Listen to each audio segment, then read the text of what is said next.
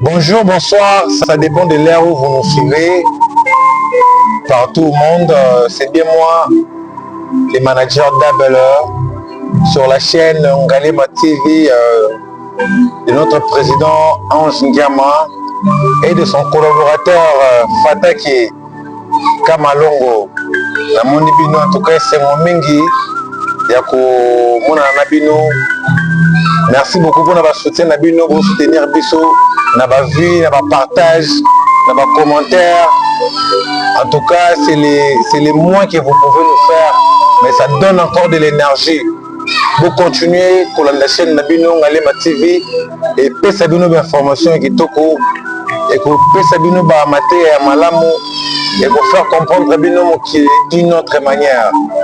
Et par là aujourd'hui, je suis venu encore remercier les gens qui nous soutiennent de loin, comme mon frère marketeur, Bernadette Marketeur, le marketeur le plus crédible de l'année 2026. Et par là, nous avons à 100% beauté avec le président André Kekela Leziba 4, cette fois formé. J'étais malili à ma Kimia. Et son CG, Yadjoka Songo, Joey. Qui les allume mon nene, Mambouzé Belé. Sans oublier aussi l'étoile d'Afrique, le meilleur boutique de l'année. Côté ma veste, zola tamayamape, ma forme, pour les gens formes. Étoile Mitongo, je te salue à Passa. Aujourd'hui, nous allons accueillir encore une fois de plus par rapport à la continuité de la Bino Bosinga qui est dans les réseaux sociaux, dans YouTube, les pasteurs de la nation. Les pasteurs qui parlent, pas selon les hommes, mais selon la Bible. Eh bien, nous voilà encore dans le plateau d'Ngalema TV avec les prophètes de la nation. Il y a tout le monde présenté sous ces aides parce que mon Kilimomba déjà yebi. Bateau bazona banon la mission na émission na biso depuis saison 1, saison 2, saison 3, l'autre dans la saison 4. Bah yebi déjà continuité à Makambo Oyo.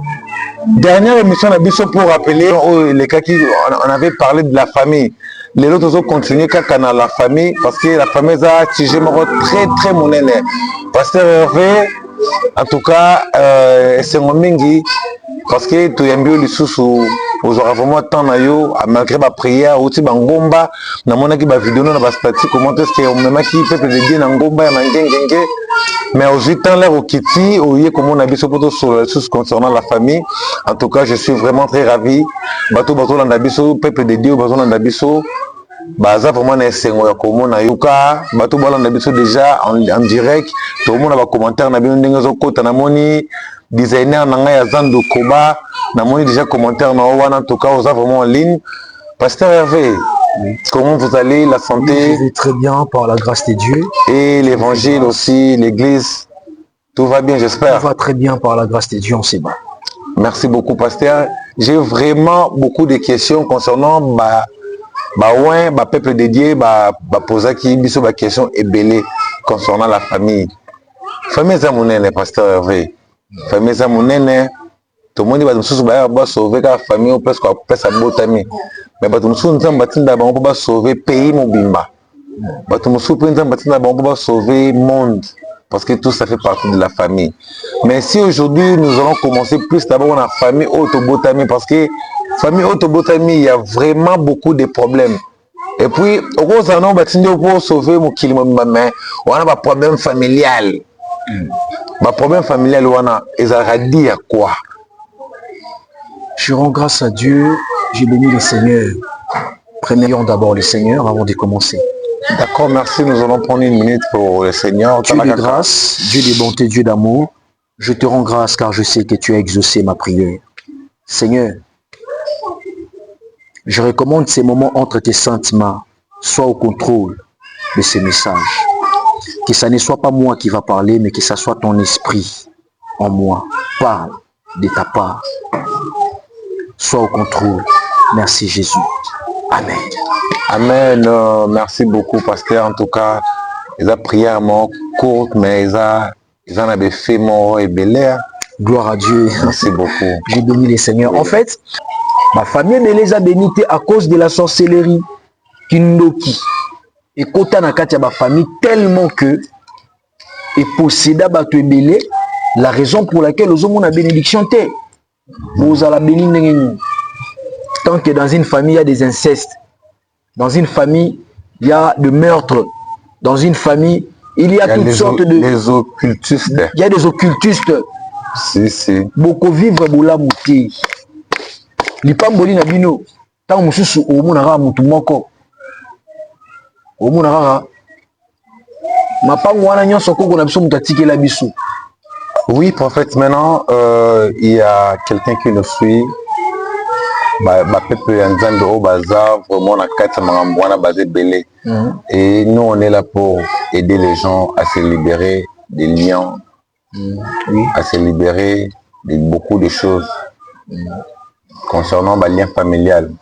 Et c'est quel est le conseil au ça, quelle est la marche au Rolanda pour que bazala épargner na ba lien wana ozo sala ke ba simba bénédiction na bango te na maboko. En tout cas, c'est une très bonne chose et c'est une très bonne question. En fait,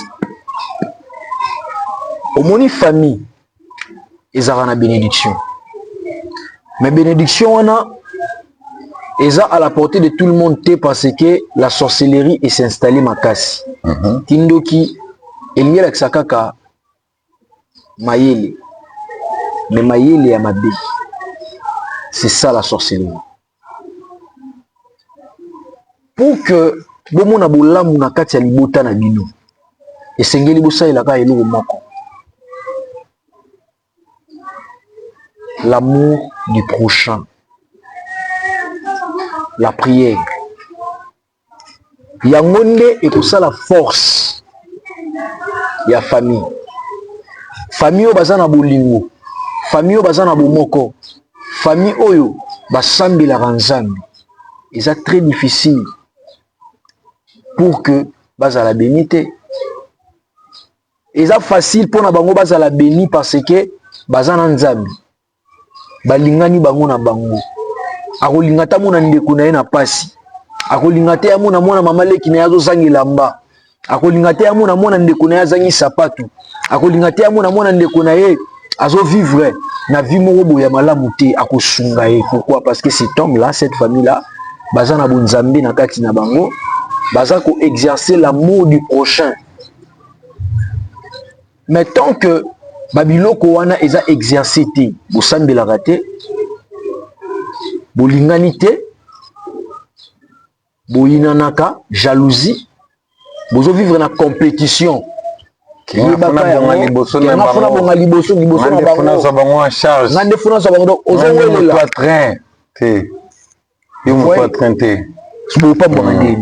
Peut-être mutu oyo bakanisaka ke yaza mutu a trente et pourtant yindi nzambe olinga sela mais dit que bango bazana mwa mosolo pour tout le monde on a ba famille prophète.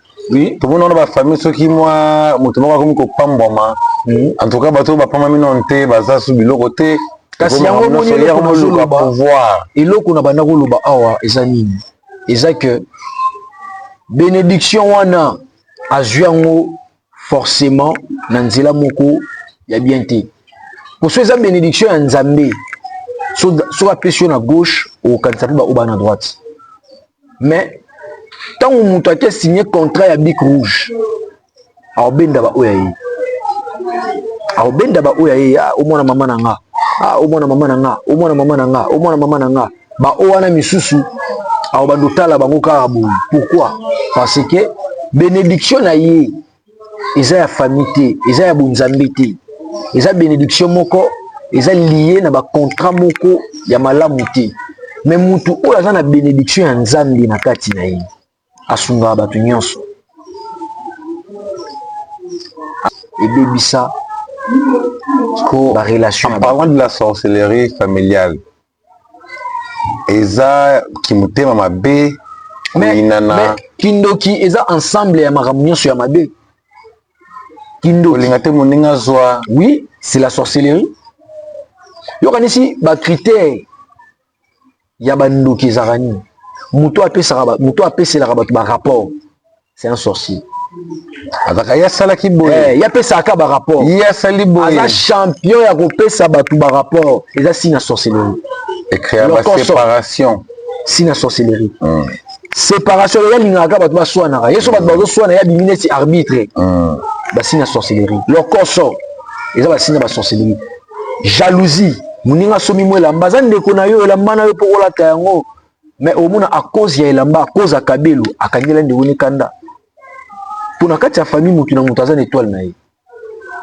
Mais so ozo mona bino nyonso na kati ya famille bozo briller te, ata moko na bino te atombwama, c'est que bénédiction ya famille na bino étoile na bino, eza na mutu moko. Eza na mutu moko oyo a utiliser ba bénédiction ya batu nyonso pour na porter na ye moko. Et par là, je conseillerais aux enfants de Dieu que ce que vous vivez au moment, attache-toi à la prière. Oui. Prophète lobby. Oui. La solution, c'est seulement la prière. Et la prière. Parce que famille, nayo, bazaka forcément te balingaka bénédiction nayo.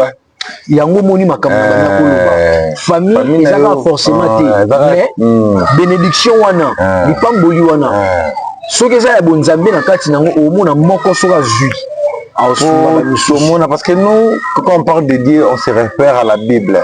Oui. Tomona ngo na histoire ya Joseph. Na histoire à Joseph. Oui, avec ses 11 frères on l'a ka Benjamin parce que zaki mwana moké. Ba di ya na wana Bazaki jaloux na Joseph. Mais c'est Bazaki famille, c'est frère propre. Par là, je vais dire Jacob. Quoi? Par là, au soulever point mot très important. Oui. Par là, ils ont la leçon à tirer dans cette histoire. Joseph était une bénédiction. Mais bénédiction naïe, bandeko naïe moko. Ba etufaki yango. Pour que Nzambe après ça y est, bénédiction wana ezala accompli.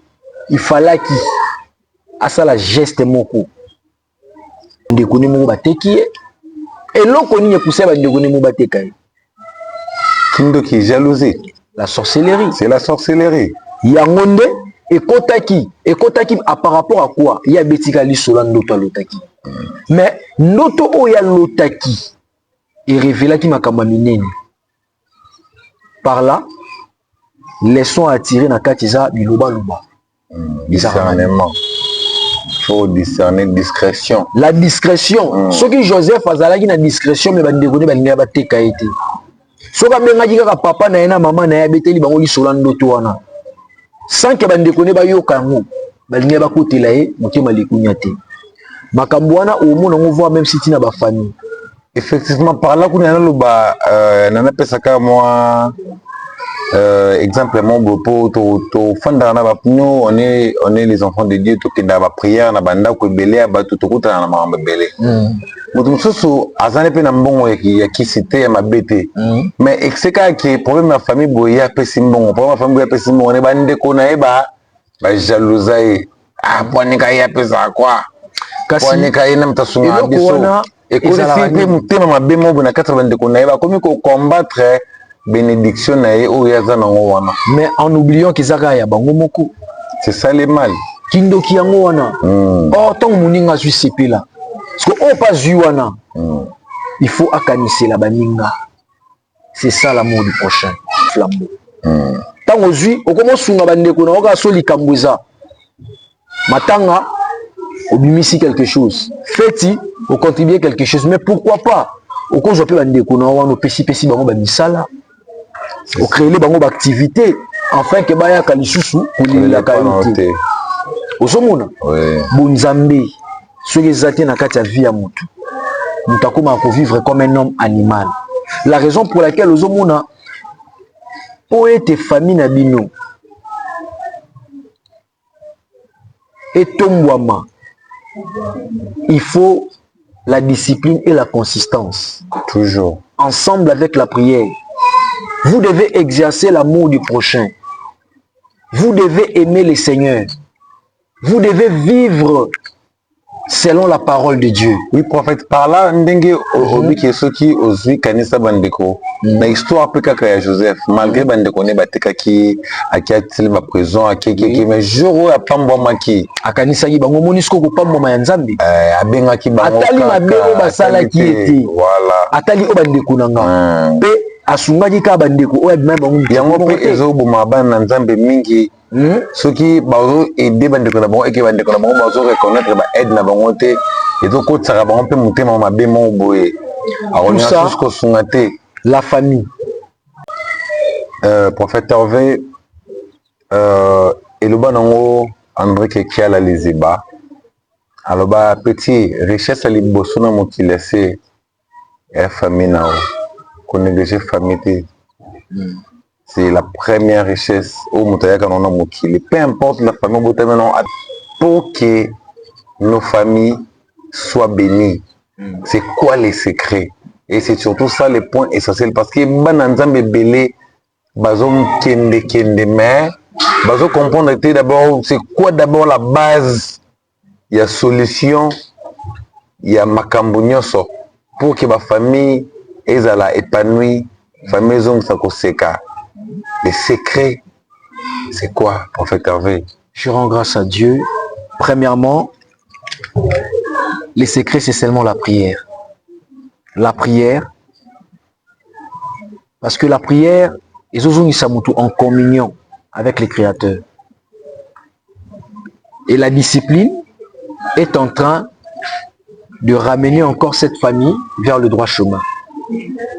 L'amour du prochain est en train yako salanine yako zongi salisusu une communion entre frères et sœurs. Et ce qui est vraiment très important, c'est le pardon aussi. Parce que le pardon libère. Oui. La solution, ceux qui vous constatez que la famille n'a bino maramboye qui malamu te bo vandisana ba o bazana ba problème ba bongisa. Demandez-vous pardon afin que vous marchiez malam. La prière avant tout. Parce que la prière va vous révéler des choses qui est cachées. C'est d'ailleurs est en train de me dire, de dire à une famille que vous devez vous réconcilier. Si seulement vous se réconciliez, et en a bénédiction moko, il y a famille. Oui, vous les peut-être dans zela mutu moko afin que atteindre batunions.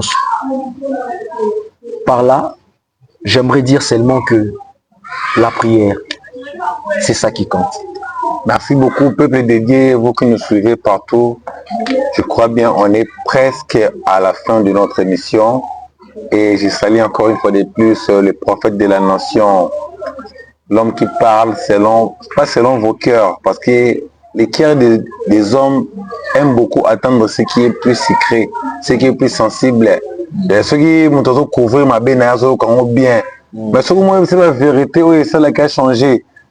Car olobi wana muso pe amene nasengi pardonner belambonga ateka le pont à peur na biso aliambonga ana asenga pardon en ligne c'était il y a des gens comme ça on oubliait qu'ils ont matériel ils ont bilora César demandez-vous pardon comme le dit le prophète Hervé le pardon libère et par là je vous aime beaucoup nayebi ki namoni vraiment lelo balani direct na biso makasi namoni nzambe azopambola baviso mata marambozo mata bato koma parce que excès de vie et on l'a saké bato comprendre ma solo ya nzambe parce que ma solo nzambe eza meilleur ya onde chemin ya onde chemin to simbango to considérango koza teka moto ayoki maki ko sela tete ezala moto ayoki pe asaleli au mona solution ezala et singa teke o mato bambana te. Merci beaucoup, prophète Hervé. En tout cas, merci aussi. Je pense vraiment, aujourd'hui, nous avons clôturé avec la famille et à la prochaine, on va parler d'autres choses. C'est secret. Merci beaucoup. Bye, bye chez vous. On vous aime beaucoup, les enfants de Dieu. Que Dieu vous bénisse. Merci.